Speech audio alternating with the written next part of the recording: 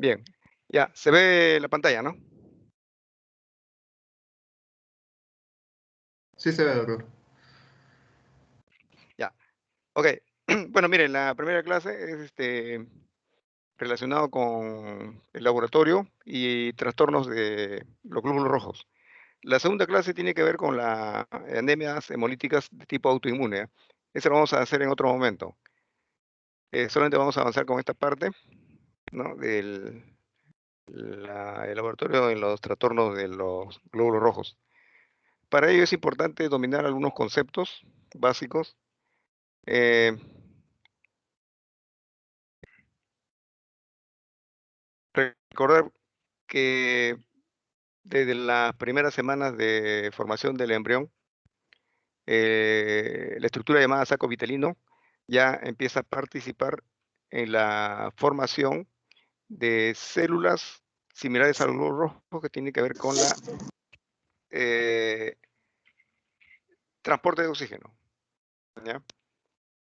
Más o menos al tercer mes de gestación ya prácticamente esta acción del saco vitelino ha desaparecido y en su lugar comienza a aparecer el hígado como un órgano que contiene las colonias formadoras del glóbulo rojo, ¿no?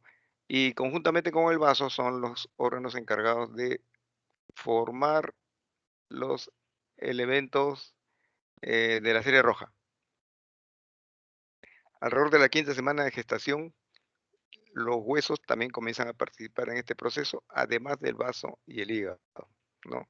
De tal manera que progresivamente el vaso y el hígado comienzan a declinar en esta función para finalmente en el momento del alumbramiento solamente el sistema óseo está eh, encargado de la formación de los glóbulos rojos a partir de colonias o unidades formadoras de eritrocitos, ¿no? Eh, es importante también recordar que este proceso de la médula ósea como encargada de contener a los núcleos o las unidades formadoras de colonias eritrocíticas, comienza también a declinar en su acción conforme pasan los años, quedando solamente el esternón y las vértebras eh, con el pasar de los años en esta función. También es importante recordar que eh, las colonias contenidas en médula ósea fundamentalmente está constituida por células pluripotenciales, es decir, células que pueden diferenciarse en cualquiera de las series o las estirpes celulares que contiene a la sangre periférica en el adulto, ¿no? Entonces, ¿cómo es que puede surgir este proceso que a partir de una célula pluripotencial se diferencien cada una de las series, roja, blanca o eritrocítica, y aún así sus estirpes en la serie blanca?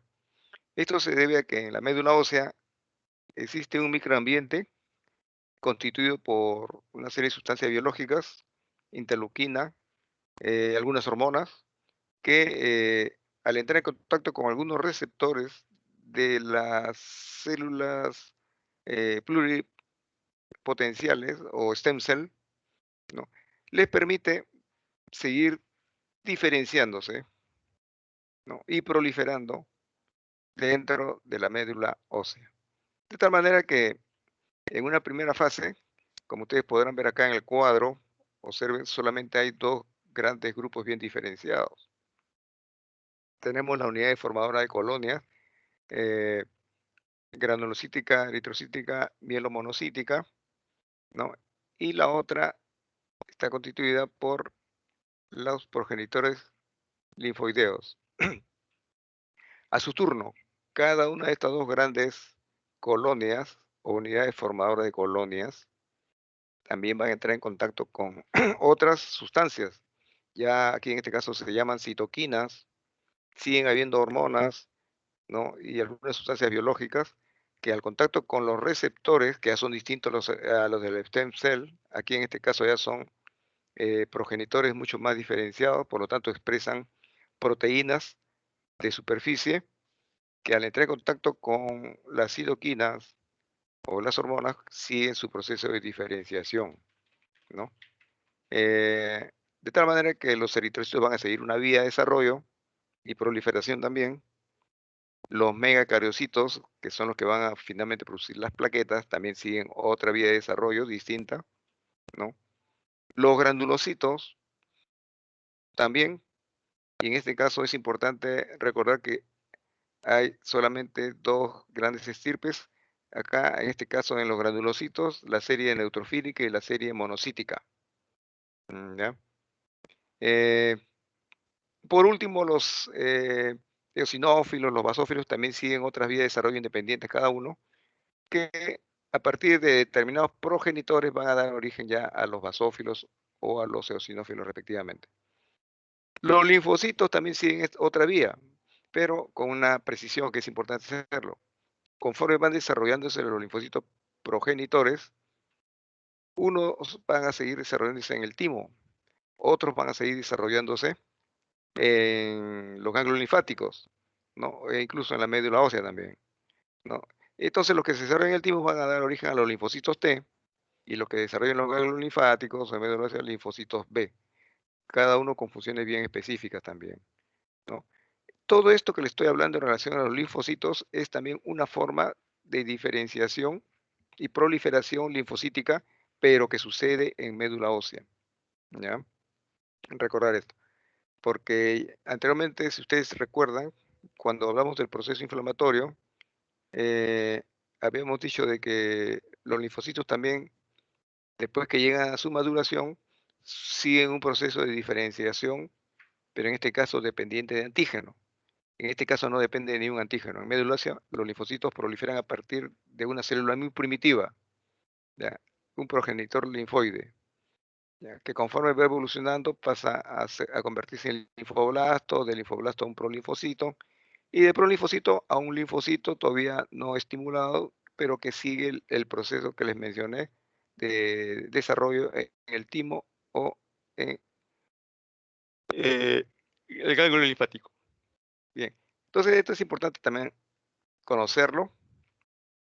Aquí está con mejor precisión, observen ustedes cómo la célula stem cell tiene sus receptores, ¿no? De membrana que pueden encontrar en contacto con algunos factores de desarrollo o moléculas de adhesión que le va a permitir finalmente diferenciarse las células hijas de la célula madre en progenitores, dos progenitores, progenitores linfoides o progenitores mieloides, ¿no?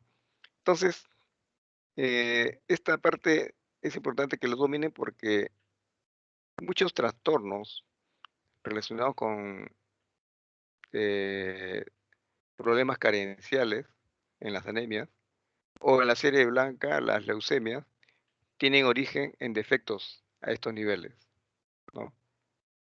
Esto lo vamos a ver más adelante. Bien, esto es lo mismo, solamente que es un esquema ya un poco más sofisticado en donde menciona el conjunto de interleuquinas que intervienen en este proceso de diferenciación dentro de la médula ósea.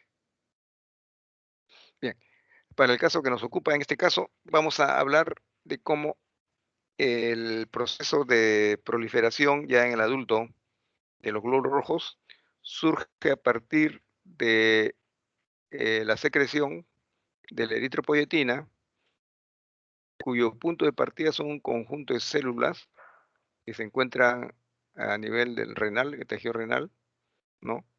Y que contienen algunos sensores de oxígeno, ¿no? Esta parte también es importante que lo recuerden, porque esto nos va a explicar cómo es posible que los glóbulos rojos comiencen a proliferar cuando el paciente está anémico, por ejemplo, ¿no? O cuando hay una pérdida aguda de sangre. Entonces hay un proceso de estimulación. Bien, ustedes saben que a nivel de la nefrona hay un aparato yuxtaglomerular en la cual un grupo de células contienen estos receptores de oxígeno, ¿no? Que cuando detectan la disminución de la presión de oxígeno en sangre circulante, inmediatamente comienzan a secretar eritropoyetina.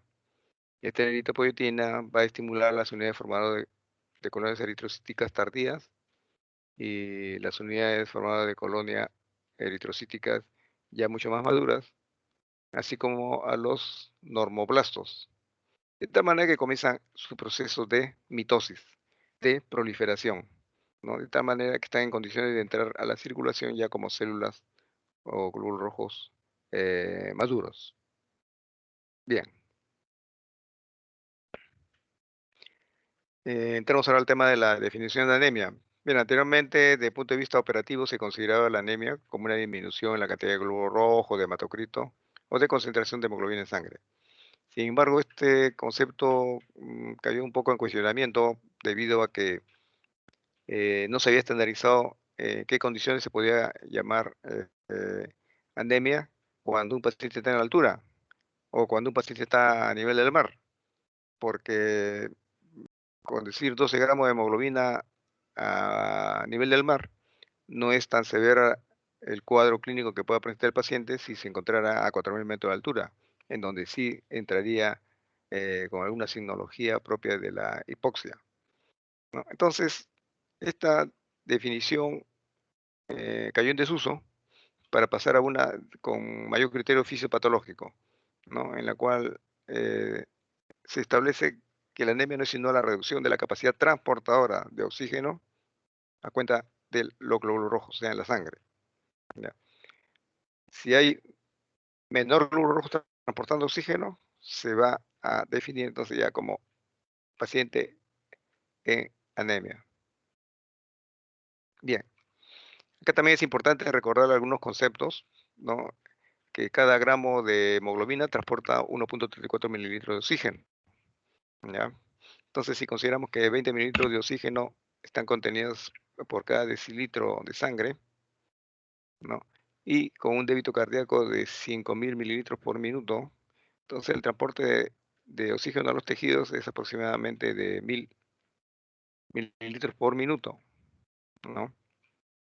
Que viene a ser el equivalente a la cuarta parte realmente de lo que nuestro organismo ha capturado en cuanto a oxígeno, ¿no? Precisamente por la estructura de la hemoglobina. La hemoglobina, si uno analiza bien desde el punto de vista de la evolución de mamíferos o de vertebrados, o también de reptiles, peces, batracios, la hemoglobina viene a ser una estructura mucho más evolucionada comparado con lo que contienen las demás especies que les he mencionado. ¿Esto qué permite? Permite un uso mucho más eficiente en el oxígeno capturado por la hemoglobina. Si no existiera la hemoglobina, de repente mucho de los oxígeno capturado para nuestro organismo se perdería en el mismo proceso de transporte, ¿no? Y por lo tanto llegaría poco oxígeno a los tejidos, ¿no? Con, digamos, un trabajo mayor realizado. Pero en este caso no es así. La hemoglobina permite eh, capturar por cuenta de la hemoglobina, por su estructura misma, una buena cantidad de oxígeno, de tal manera que solamente la cuarta parte va a ser proporcionada a los tejidos, quedando 2/3 en situación de reserva, lo que le permite mantener pues, situaciones de estrés, ¿no? Entonces, como ustedes podrán ver acá, el requerimiento de los tejidos de oxígeno es alrededor de 150 mililitros, ¿no? Eh, la disminución de la presión de oxígeno ya a nivel venoso pasa de 100 a 40 milímetros de mercurio, ¿no? El, la situación en cuando nuestro organismo comienza a consumir más del 25% va a inducir a una serie de mecanismos que se puede considerar como ajuste compensatorio en el aporte de sangre y oxígeno a los tejidos, ¿no?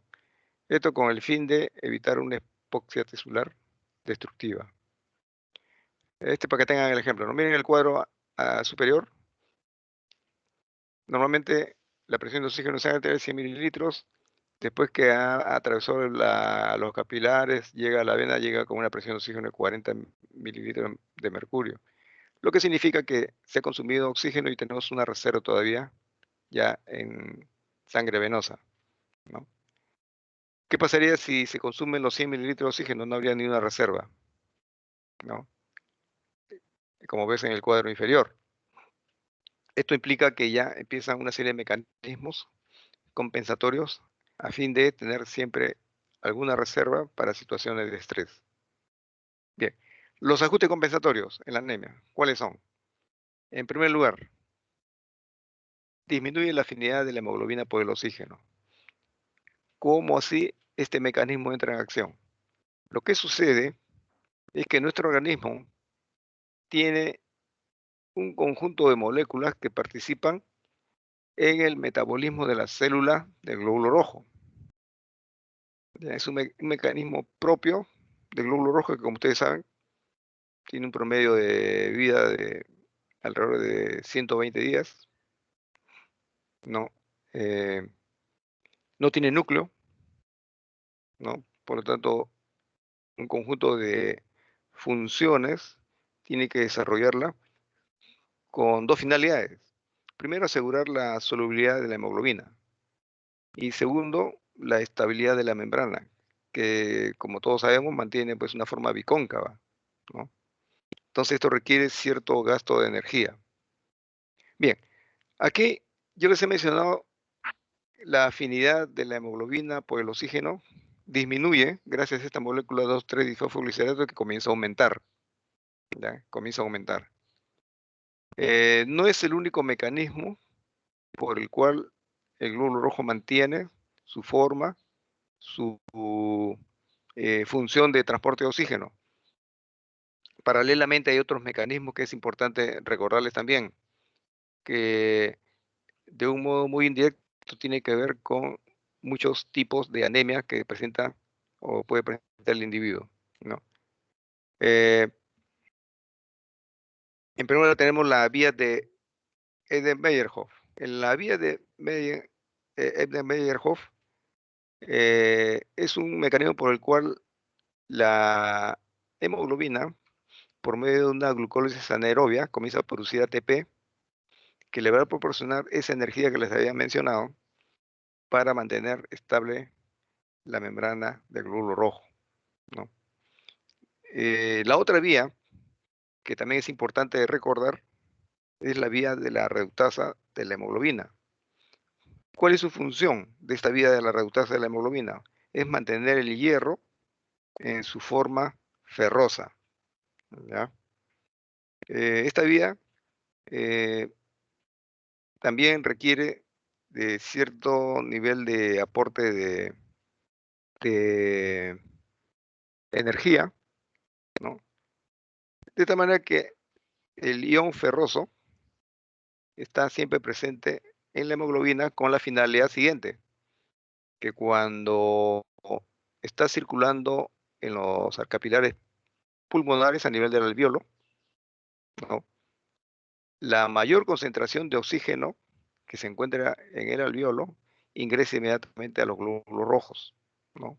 Por esa estructura ferrosa el hierro. Y cuando llega a circular a nivel de tejidos, ¿no?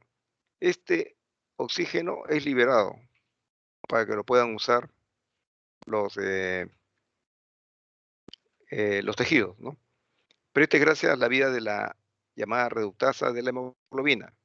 Y como ustedes podrán ver, este mecanismo opera en sincronización con el 2,3-difosfoglicerato, que lo vamos a ver más adelante. Eh,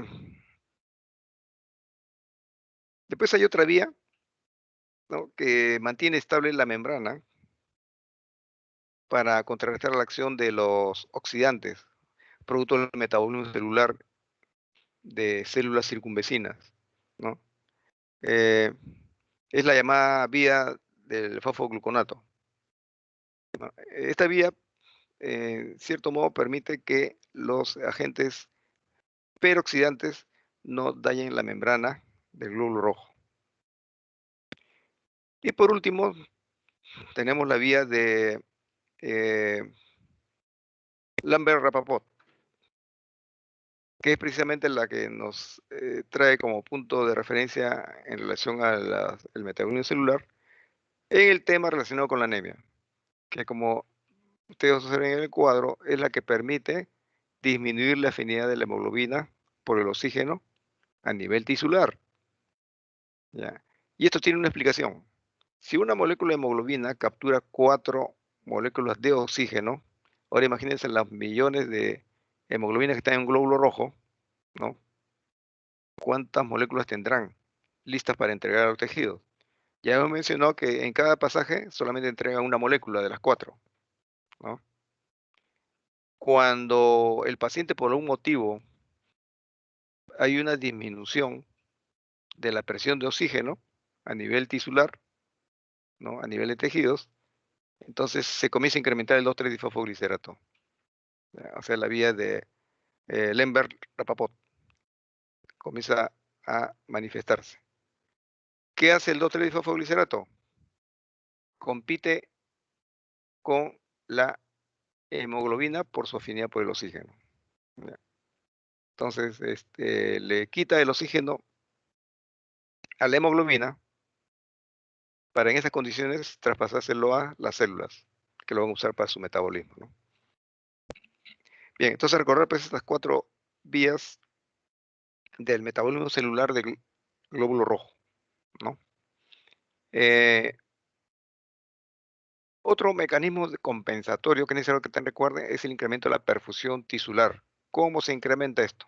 En primer lugar, van a aparecer capilares que no eran usados para la circulación y se comienzan a abrir, ¿no?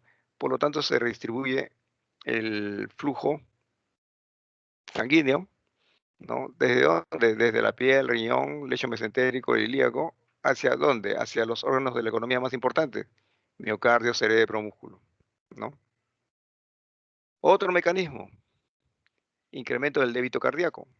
Generalmente cuando la hemoglobina baja por debajo de 7 gramos por decilitro de hemoglobina, se incrementa el débito cardíaco, ¿no? Incremento de la función pulmonar. Bueno, en este caso podemos llamar que esta función pulmonar desempeña un papel de modulador, ¿ya? ¿Por qué? Porque cuando comienza a hiperventilar el paciente, obviamente que comienza a eliminar más CO2, ¿no? Y entonces es posible que comience a formarse lo que podríamos llamar una alcalosis respiratoria. La alcalosis respiratoria va a inducir a que el pH también se exprese como una alcalemia. Y esta precisamente es la que va a neutralizar al 2,3-difosfoglicerato.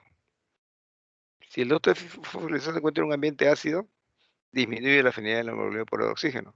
Pero si encuentra un medio alcalino, va a aumentar más bien la afinidad de la hemoglobina por el oxígeno. Entonces, en un paciente anémico no conviene esta función. Por eso dice que esta función pulmonar de hiperventilación es más que todo una función moduladora, ¿no? Para que no se incremente el pH ácido, ¿no? Y se mantenga en niveles de neutralización. Además, existe también el incremento en la producción de glóbulos rojos, gracias a que al incremento de la eritropoyetina, ¿no? Y en este caso, ¿cómo se va a demostrar la existencia de incremento de glóbulos rojos? Por la existencia de un incremento de reticulocitos. Bien. Por otra parte, es importante considerar que no hay disminución en el consumo de oxígeno, ¿no? Se podría pensar que el organismo, en un afán de asegurar oxígeno para los tejidos, va a propiciar una disminución del oxígeno en otras áreas, pero no, no hay, no. De hecho, la hiperactividad cardíaca y pulmonar está incrementando el consumo de oxígeno. La hipoxia tisular no corregida, en este caso, ¿a qué va a conducir? A un ajuste cardiovascular y eritropoyético. También es importante recordarlo, ¿no? Eh, Aparte de los mecanismos compensatorios, también es importante las manifestaciones clínicas de la anemia. Las manifestaciones clínicas de la anemia más importantes, originada como mecanismo de compensación. Bueno, la palidez, esa es la clásica, ¿no? Todo el mundo sabe, paciente pálido, paciente anémico, ¿no? ¿Eso a qué se debe? Lo que habíamos mencionado, redistribución del flujo desde la piel, ¿no? Va a haber taquicardia, pulsatilidad aumentada, soplos funcionales, tinitos, por hiperactividad cardíaca. Disnea a medianos esfuerzos o pequeños esfuerzos, ortotonía ocasional, sobre todo cuando ha habido grandes volúmenes de pérdida, y en este caso, por aumento de la función pulmonar. Sensibilidad o dolor de huesos hematopoyéticos cuando hay una eritropoiesis compensatoria, ¿no? Entonces comienza a ver, te sabes si la médula si está hiperactiva formando glóbulos rojos, es probable que eso se exprese con una sensibilidad o incremento de sensibilidad o dolor en los huesos, ¿no? Bien, aquellas otras manifestaciones clínicas relacionadas con hipoxia tisular. Bueno, en el nivel de muscular, angina de pecho, claudicación intermitente, paciente habla y manifiesta que tiene calambres nocturnos, no puede caminar muy rápido porque se agarrotan los músculos, dice, ¿no? Fatigabilidad. Eh, eh, a nivel del sensorio, hay, bueno, hay cefalea, dolor de cabeza, falta de concentración, una sensación de languidez, ¿no? En otros órganos o sistemas también se puede encontrar relacionadas siempre con hipoxia tisular. A nivel de endometrio, las pacientes manifiestan que no hay menstruación, ¿no? Eh, entonces hay una menorrea ahí debido a pérdidas incrementadas de volumen sanguíneo.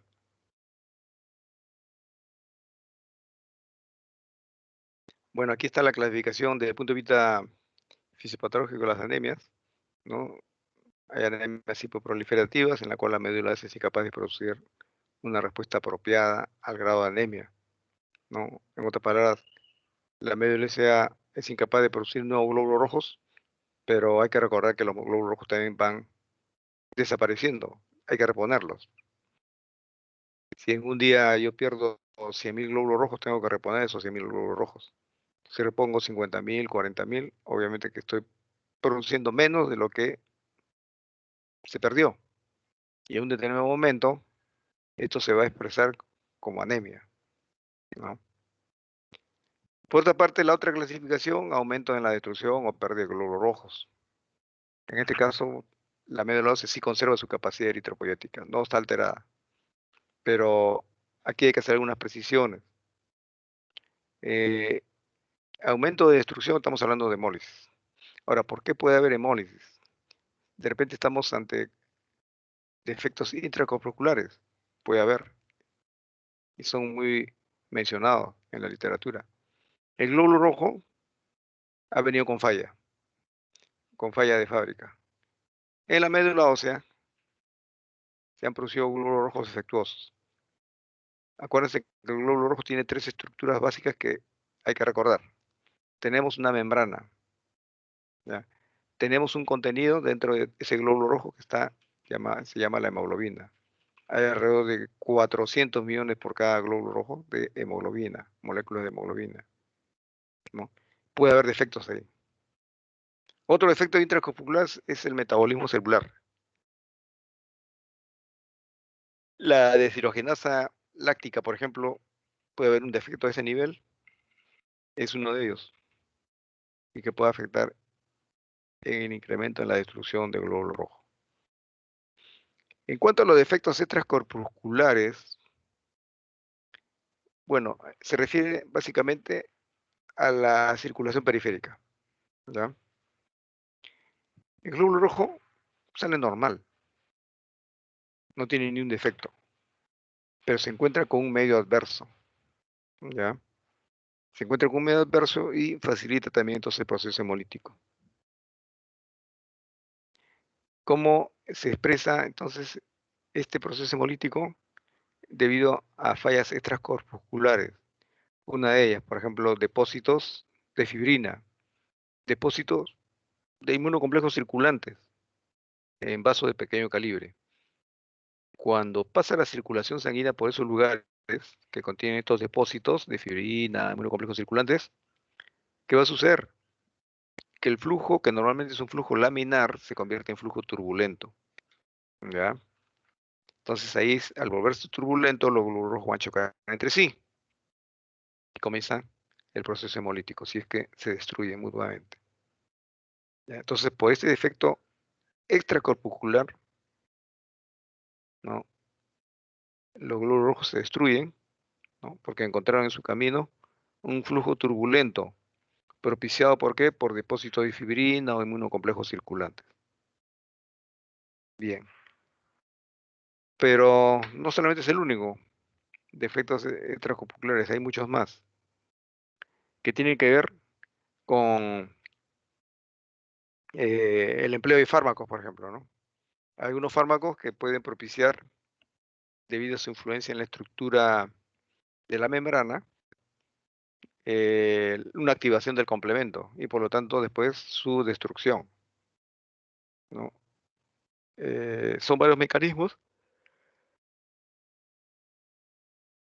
El primero siempre se ha referido al efecto apteno, en lo cual el fármaco per se no tiene esas propiedades inmunogénicas, pero basta con que se adhiera a una determinada proteína del glóbulo rojo y ese complejo es el que va a activar el complemento. También hay otro mecanismo en la cual eh, el glóbulo rojo pone o expone a algunos antígenos que se encontraban, podemos llamar así, ocultos en toda la fronda que había ahí de racimos de eh, lipoproteínas, ¿no? O también de estructuras glucoproteicas. Cuando el fármaco pone al descubierto a estas proteínas que estaban ocultas, el mecanismo inmunológico los interpreta como proteínas extrañas y comienza a producir también la activación del complemento. Por último, hay una última estructura más, ¿no? Los inmunocomplejos circulantes se adhieren a determinados receptores del glóbulo rojo. Al adherirse también estos eh, complejos inmunocirculantes estimulan todo un proceso inflamatorio, ¿no? Que les había mencionado anteriormente cuando, no sé si se acuerdan cuando hablamos a ver de la reacción de hipersensibilidad tipo 3, es casi similar, ¿no? Bien, eh, ¿qué podemos decir de las anemias por disminución en la producción? Hay un grupo de entidades clínicas que expresan la alteración, ¿no? Que sucede a nivel de stem cell. Tenemos, por ejemplo, la aplasia medular, la leucemia, los síndromes mielodiplásicos. Esto no es sino una expresión de un defecto en la proliferación y diferenciación del stem cell, ¿ya? O sea, la célula totipotencial. En cambio, cuando estamos en un caso de aplasia roja pura, o sea, solamente el glóbulo rojo comienza a disminuir en forma acelerada, en pacientes con insuficiencia renal, ¿no? Ustedes saben que ahí en insuficiencia renal el problema es que ya no se secreta eritropoyetina, ¿no? Y algunas enfermedades endocrinas. Todos ellos, ¿no? Van a expresar el defecto y la proliferación y el proceso de diferenciación de los progenitores de los glóbulos rojos. O sea, el grupo de células ya un poco más evolucionadas que va a dar origen al resto de estirpes celulares, ¿no? Un defecto en la síntesis de DNA. Tenemos pacientes con déficit de vitamina B12 y de folato. Pacientes que tienen esta deficiencia de vitamina B12 y folatos, ¿no? Van a expresar una anemia característica de disminución en la síntesis de DNA. ¿Ya? Ahí estamos el caso de las anemias megaloblásticas, por ejemplo, ¿no? Cuando hay déficit de hierro o en pacientes con talasemia, el defecto se debe expresar como defecto de síntesis de hemoglobina. ¿Ya? Después tenemos otros mecanismos múltiples, ¿no? Como la anemia de enfermedades crónicas, la infiltración medular, caso de pacientes con brucelosis, anemias sideroblásticas, de algunas de las más importantes.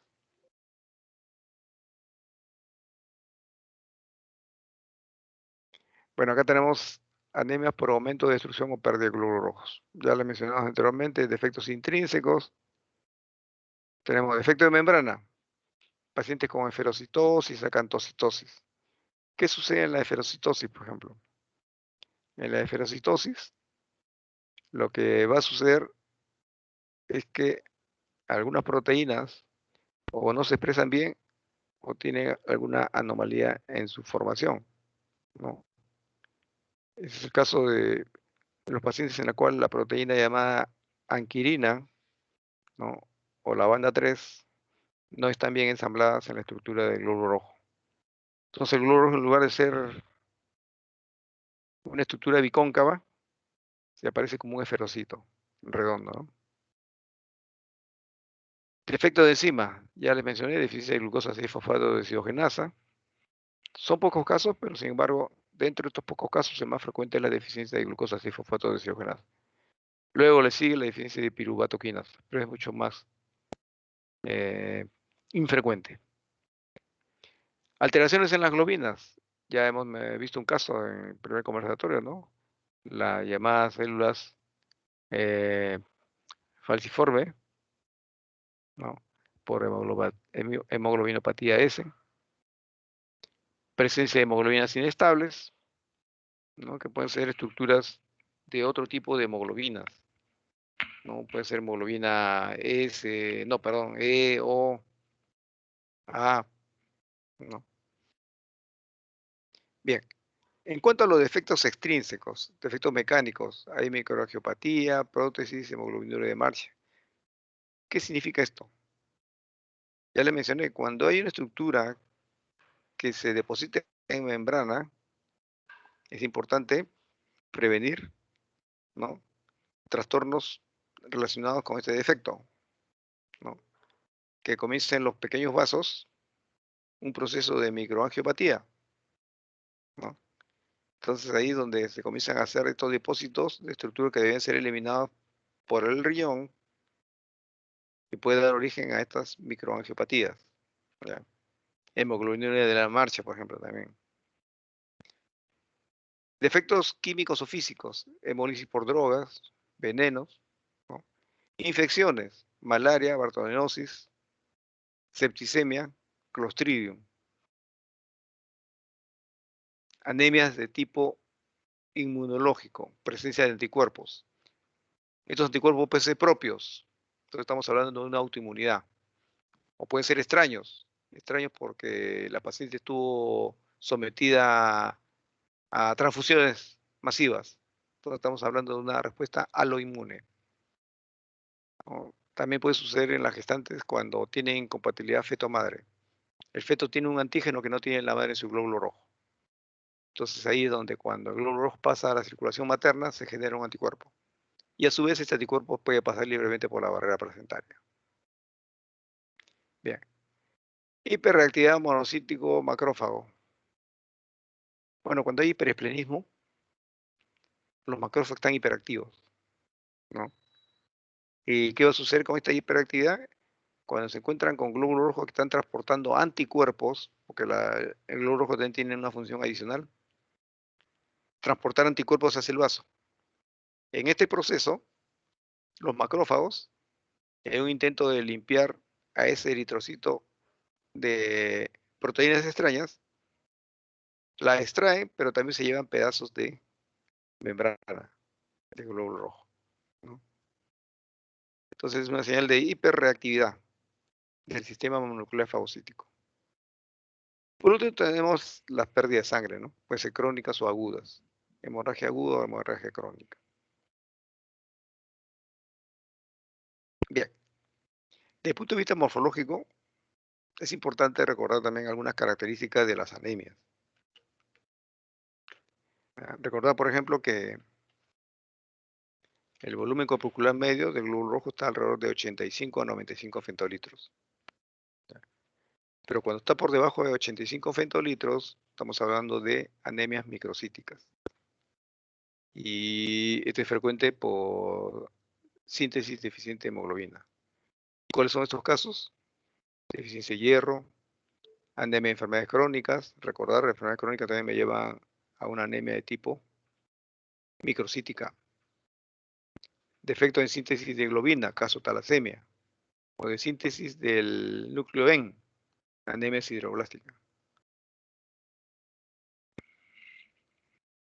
En cambio, las anemias macrocíticas, estamos hablando a aquellas que tienen mayor de 115 femtolitros de volumen corpuscular medio.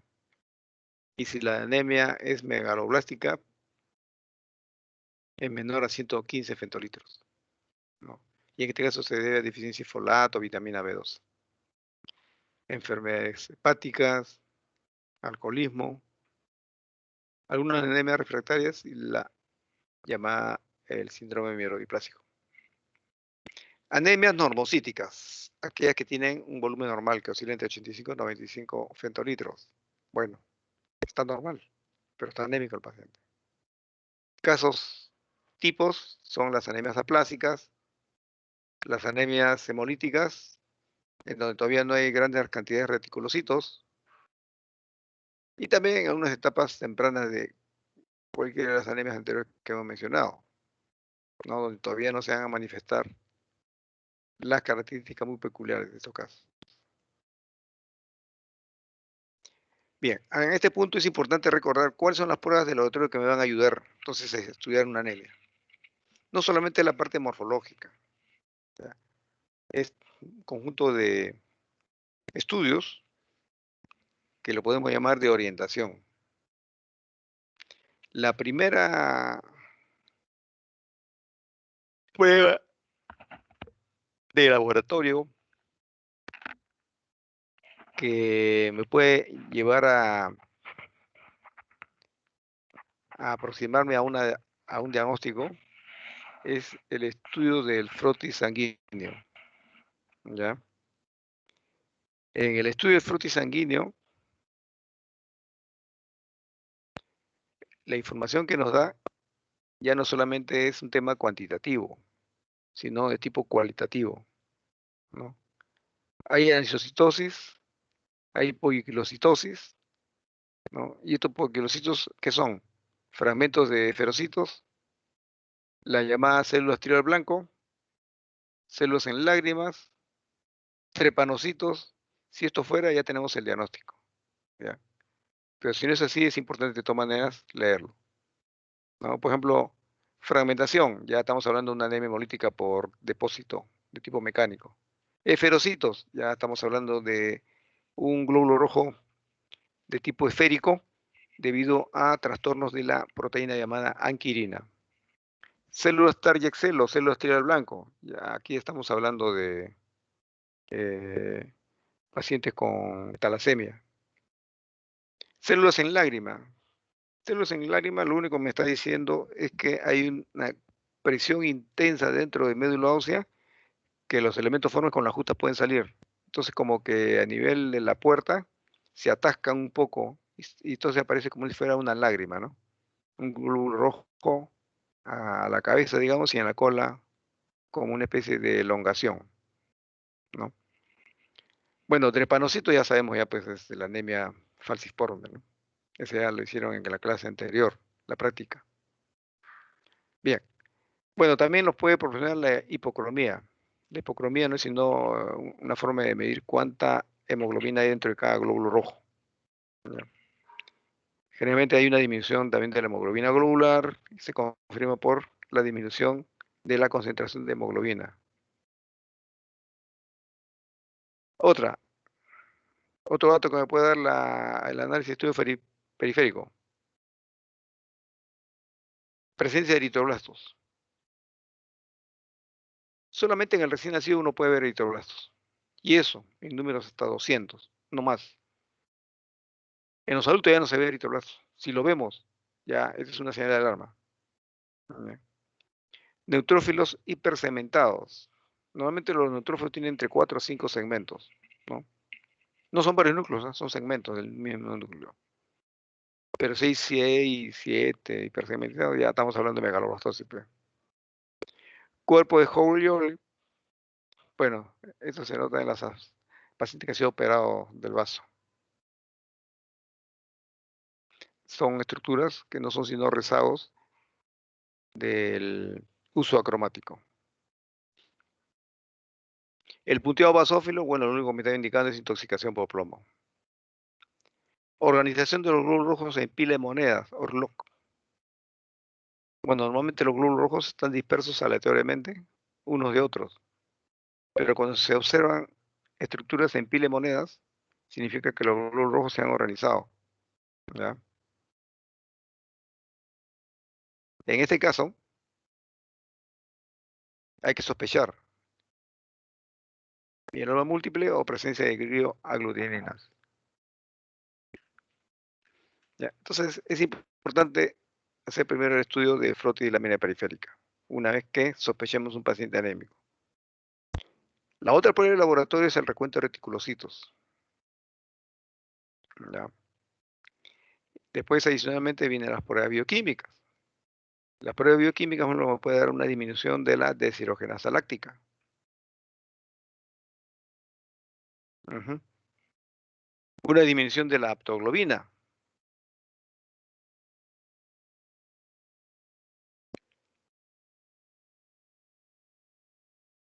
Un incremento de la bilirrubina indirecta. ¿No? Entonces, como ustedes podrán ver, también el estudio bioquímico es importante. Bien. Entonces tenemos el estudio de frotodilamina periférica, tenemos el estudio de recuento de reticulocitos, un estudio también de tipo bioquímico, ¿no?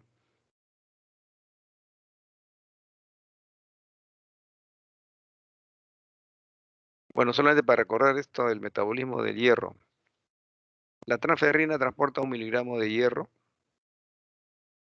¿no? Producto del metabolismo interior, ¿no? Eh, gran parte de este hierro transportado va hacia los macrófagos o hacia la médula eritroblástica, ¿ya? Los hepatocitos solamente van a recibir alrededor de 3 miligramos y pueden eliminar hasta 5 miligramos, ¿no? de hierro. Otros parénquimos alrededor de 2 miligramos, ¿no? Y de vuelta, tanto como absorción como, digamos, eliminación.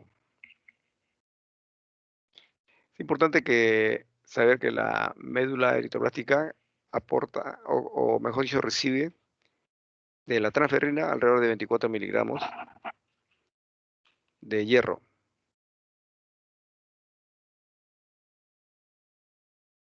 De los cuales 17 se va a perder entregándolos a los glóbulos rojos. ¿Ya? El hierro. El resto viene a ser eh, sustancia que se degrada.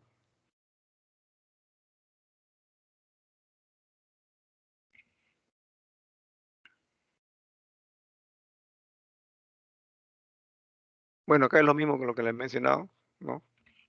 Su utilización. Causa de deficiencia de hierro. Solamente pueden haber dos grandes grupos. Uno, cuando se incrementan los requerimientos, ¿no? Y dos, cuando disminuye el aporte. Ojo, incremento de requerimiento. ¿Cuándo hay incremento de requerimientos? Cuando el paciente comienza a perder sangre. ¿Ya?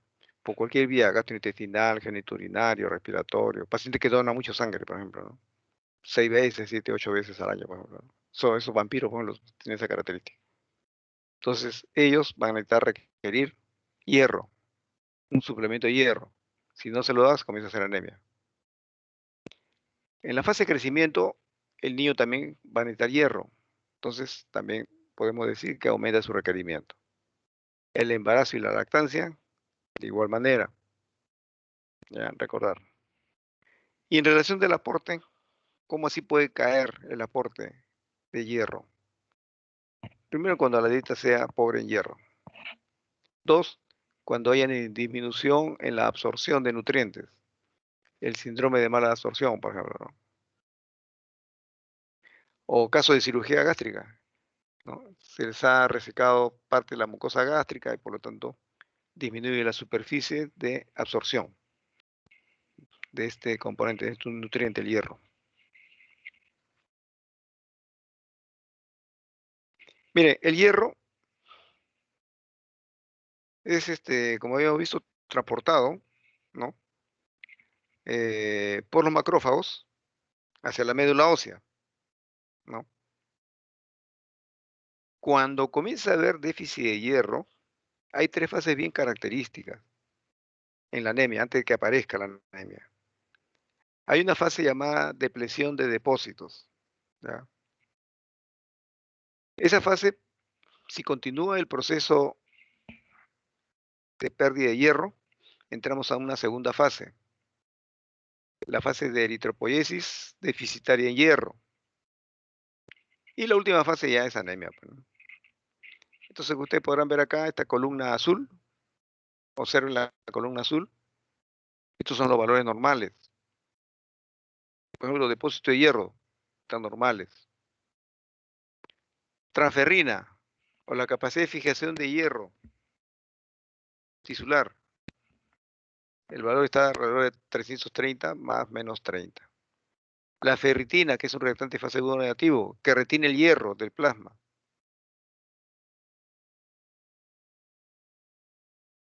En este caso, está alrededor, en términos normales, de 100 microgramos por litro más menos 60. Bueno, los receptores de transferina también están presentes, ¿no?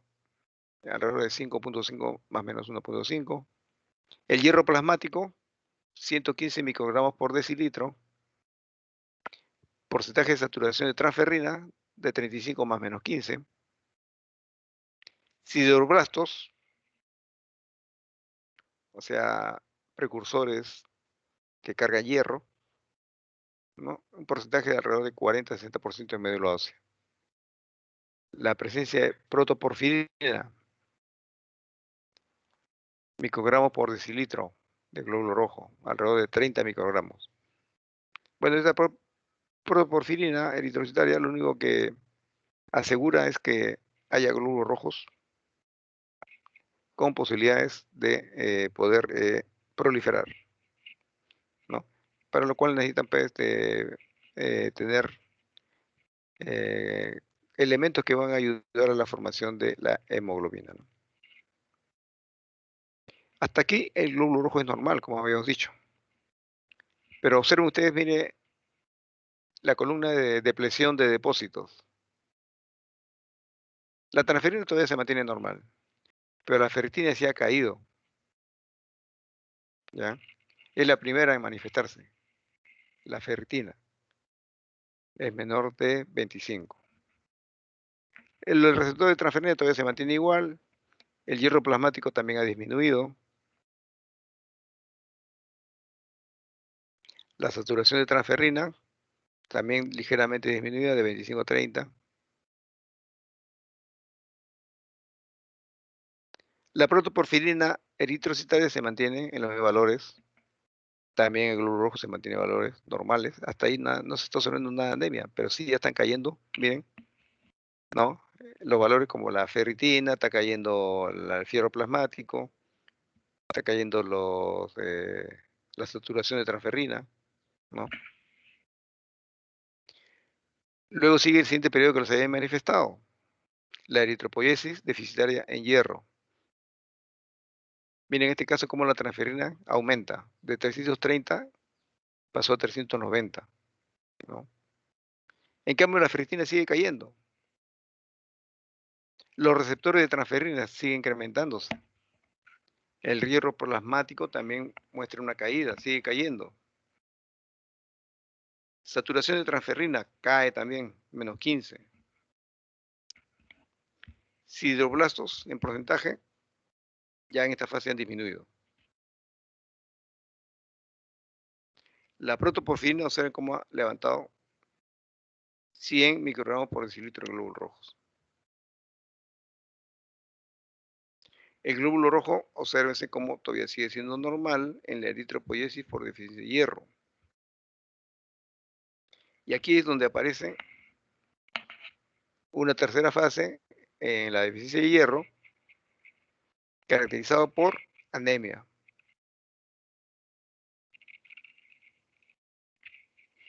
En este caso, miren, observa la transferina cómo sigue aumentando.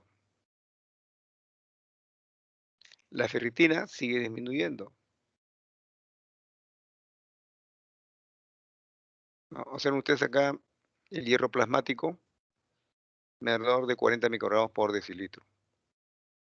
El porcentaje de saturación de transferrina que mide el hierro plasmático versus la, eh, la transferrina. Observen cómo sigue cayendo, ya está en menos 10. Sideroblastos en porcentaje menos 10. La protoporfirina eritrocitaria aumenta al doble, 200. Y recién acá observen, miren el glóbulo rojo, ¿ah? Comienza ya a observarse microcitosis e hipocromía.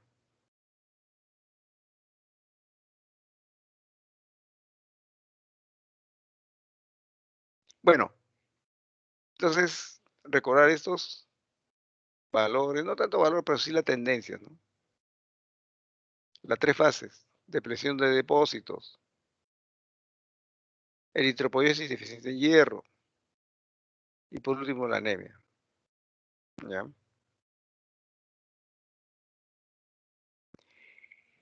Hay que hacer una precisión en relación a las enfermedades crónicas. ¿Por qué hacen anemia este tipo de pacientes? Generalmente la anemia es de leve a moderada. Va asociado siempre a procesos inflamatorios crónicos, enfermedades infecciosas crónicas, trastornos tumorales crónicos. El paciente arranca de una anemia normocítica normocrómica a una microcítica hipocrómica. ¿Por qué se caracterizan las anemias por enfermedades crónicas? Hay un leve acortamiento en la sobrevivencia de glóbulos rojos. Hay alteración del metabolismo del hierro. Esto lo vamos a ver cuando comparemos los cuadros que se observan en las anemias crónicas en relación al metabolismo de hierro, comparado con las anemias por déficit de hierro.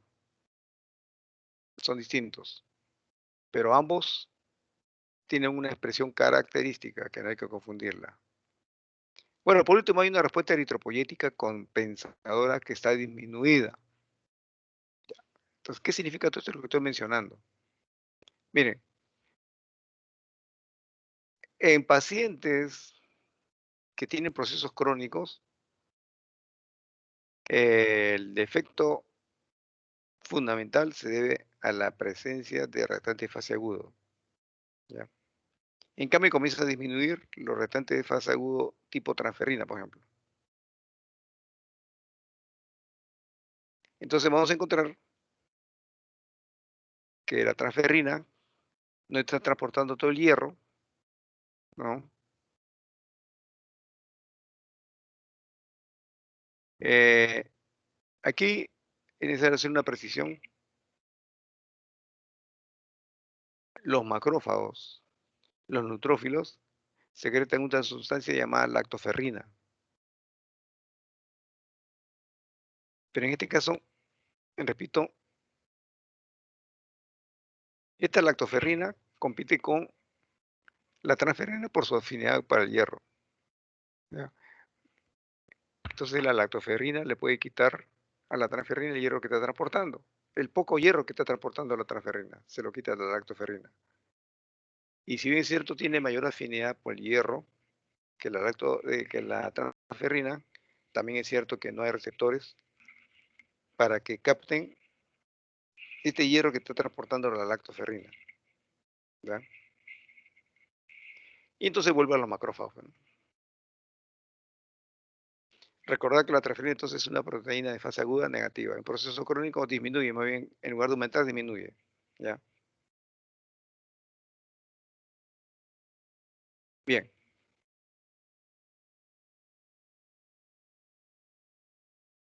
En cuanto a la respuesta compensadora, disminuida, al parecer, el interleucina 1 y el factor necrosis tumoral alfa interfieren en la producción de eritropoyetina por el riñón en respuesta a una hipoxia. Perdón. Miren, esto es lo que sucede cuando se compara el metabolismo de hierro en anemias por enfermedades crónicas. Habíamos dicho cómo, por ejemplo, la transferina comienza progresivamente a aumentar su valor, ¿no? De 330 llega a 410. Pero esa es anemia por déficit de hierro. En cambio, la anemia por enfermedades crónicas más bien disminuye un poco. De 330 pasa a 200. La ferritina plasmática aumenta en enfermedades crónicas. En cambio, disminuye en la anemia por deficiencia de hierro. ¿Ya?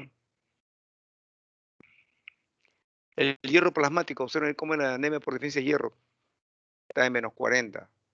En cambio, en enfermedades crónicas está en menos 60. Lo que sucede aquí, que el hierro se ha ido acumulando en el hígado, en el músculo.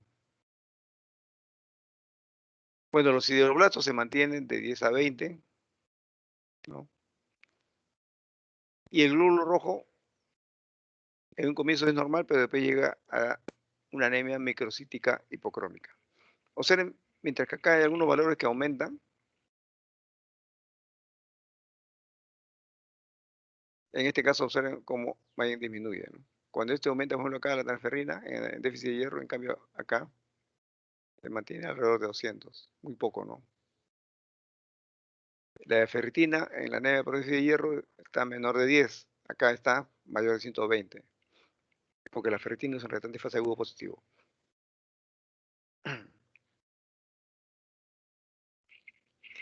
Bueno, en la anemia megaloblástica, ya había dicho que la anemia megaloblástica es por déficit de vitamina B12, ¿no? De ácido fólico. En este caso, los glóbulos rojos son grandes, ¿no?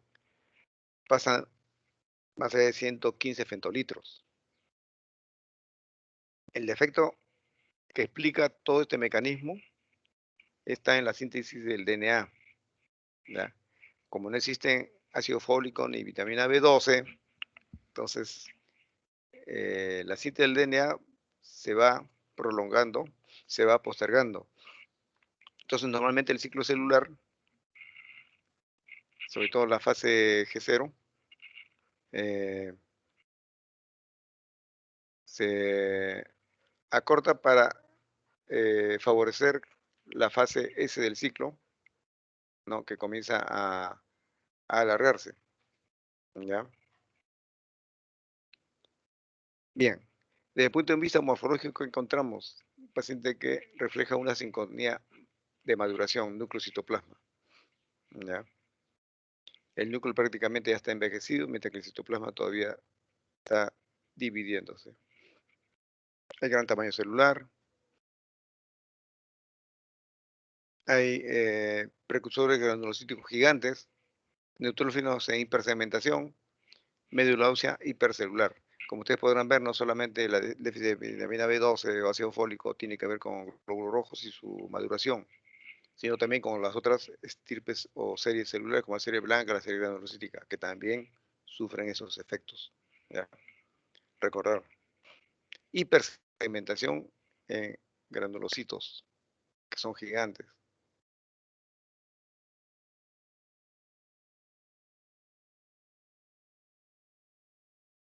Bueno, aquí están las causas de anemia megaloblástica, solo para que conozcan deficiencia de vitamina B12, deficiencia de folatos, ¿no?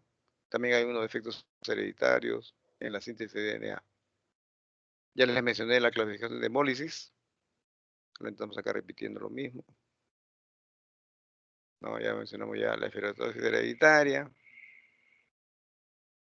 las anemias hemolíticas crónicas debidas a enzimopatías, ¿no? Tenemos la vía de Meyerhoff, conserva el valor adecuado de energía en forma de ATP, derivación de monofosfato de hexosa, proporciona potencia reductora para proteger la hemoglobina de la médula ósea de lesiones por oxidante. La vía de Rapaport-Levering regula la afinidad de hemoglobina por oxígeno gracias a la producción de glucosa 2,3-difosfogliceralato. La vía de la metaglobina conserva la hemoglobina en estado reducido, en ion ferroso. Entonces, recordar esto cuando hablemos de las enzimopatías. Bueno, acá hay unas hemoglobinopatías debido a anemia hepanocítica, hemoglobinas inestables.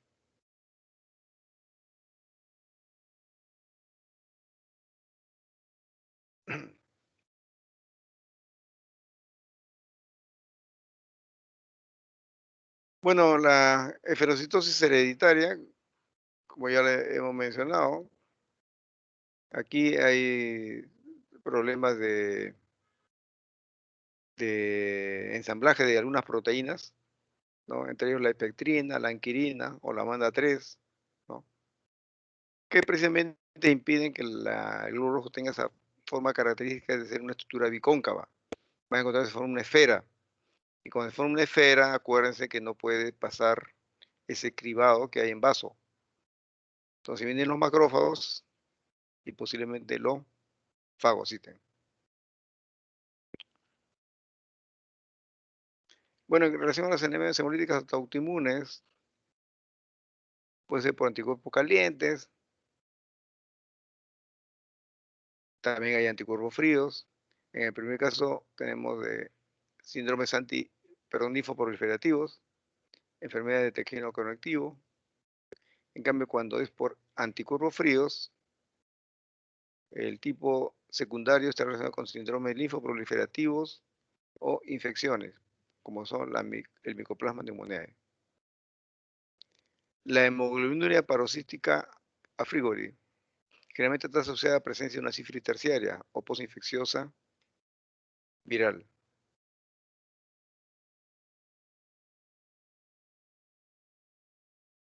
Bien, hasta aquí. ¿Alguna pregunta?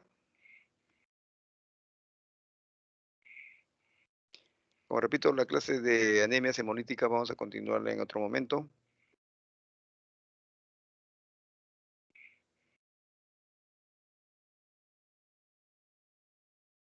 Bueno, si no hay preguntas, entonces hemos terminado.